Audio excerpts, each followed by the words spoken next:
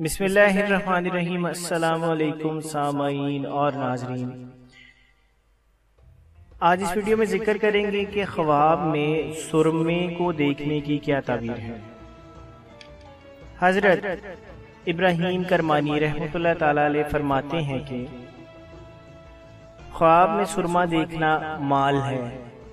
अगर कोई ख्वाब में देखे कि उसने सुरमा डाला है और इससे मकसूद आंख की रोशनी है तो दलील है कि दीन की सलाह ढूंढेगा, और अगर इसका मकसूद इसके खिलाफ है तो दलील है कि अपनी दीनदारी लोगों पर मुनाफिकाना तौर से जाहिर करेगा ताकि लोग इसको अच्छा जाने।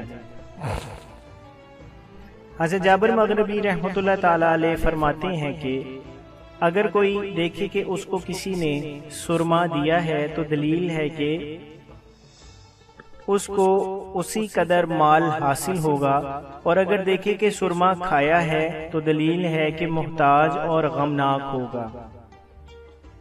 हजरत जाफर सादिक अलैहिस्सलाम फरमाते हैं कि अगर कोई देखे कि बगल के नीचे बदबू को दूर करने के लिए सुरमा रखता है तो दलील है कि ऐसा काम करेगा जिसके बाइस उसकी मदाह सना और नेकी बयान की जाएगी।